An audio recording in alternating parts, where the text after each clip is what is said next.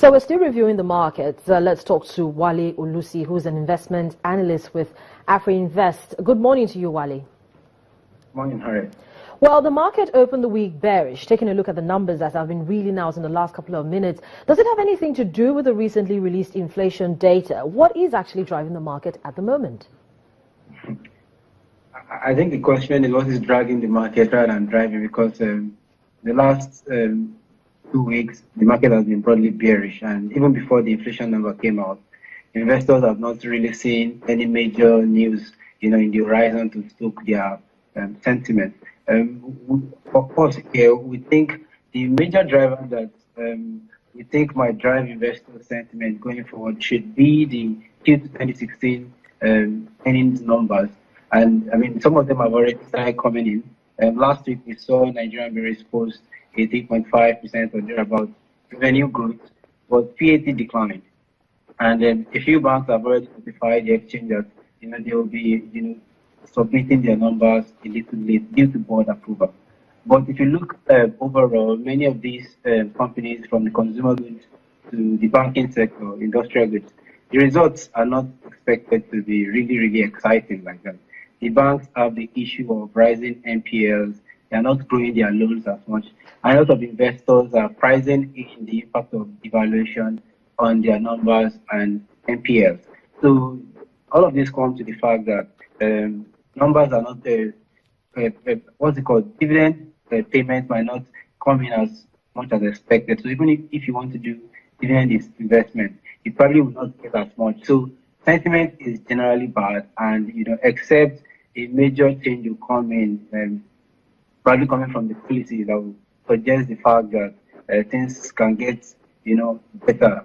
I think in the short run, investors don't see any major trigger to keep them buying. So the real people that are buying while a lot of people are selling are those that we think will want to take a very long position. Otherwise, what you will see will be short-term speculative trading that will trigger some bargain hunting, and after a while, you will see people take profit. So yeah, the news about inflation touching 16.5%, I don't think it's a major concern for investors, because if you look at what the MBS reports, some of these issues are what we know, and they are transitory. They are not issues that are here for long, basically because of the reforms in oil prices and the devaluation in the FX market that we saw. So yeah, it was expected, though some of us didn't expect it to be that high, but we know that inflation should remain under pressure. So we don't think investors are as worried about the inflation number as regard the outlook for the earnings number for many of these listed companies. So we think that is what is keeping the market bearish so far. Okay, so because I was just going to ask you, at a time when the markets are still trying to adjust to all the economical headwinds which you mentioned, can inflation be addressed by investing in stocks, for instance? Because, before now, most analysts would always advise that it is when the risk is highest that you should remain in the market. Yeah, definitely. When the risk is higher, the prices are extremely cheap. I mean, so the question is, which stock should I pick that will give me the maximum return within a reasonable time horizon? And I think that's one thing we should sound to investors. If you want to do short-term investing, then you really need to keep your eye on the market to know when to come in and go out. Otherwise, the best thing to do is to look long enough, buy when it is low, and stay long enough when the economy is stable. Then you can come out when the prices are higher. But with a lot of headwinds in the system, if you want to invest above inflation, inflation that we have now is actually transitory. I think it will correct itself in a couple of months from now, once the policies are right and things are stable. So yeah, I don't think there's a lot about using equity to invest above inflation.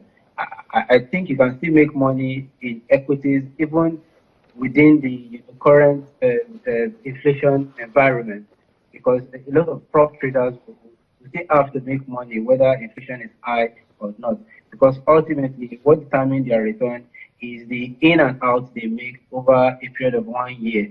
And for many of them that do very active trading, they can still make a lot of money even within the year. It's a question of the prices they target and how they are able to come into the market and when they go out. But So then, yeah, you can Wale, make money and equity. sorry, Wale, to cut you. You know, prices on treasury bills and bonds outside of stocks tend to be priced quite low at times like this. So will it also be wise to invest in that segment of the market now? Well, it would be wise to, yeah. Well, generally, when the risk in the equities market is extremely high, you probably want to put your money in a low-risk environment, such as the T-bills and bonds, government bond instruments. Yeah, but investors will continue to price in the risk premium coming from inflation, coming from any other uncertainty that is in the horizon, even in T-bills and bond instruments, to be able to get the right price for them. So yeah, this is. I mean, if you have enough funding, you can actually do investment in T-bills at the moment. But of course, that's bearing in mind that investors will definitely price in the premium coming from higher inflation. Thank you so much, Wale, for your perspectives this morning. To have a profitable day. Thank you.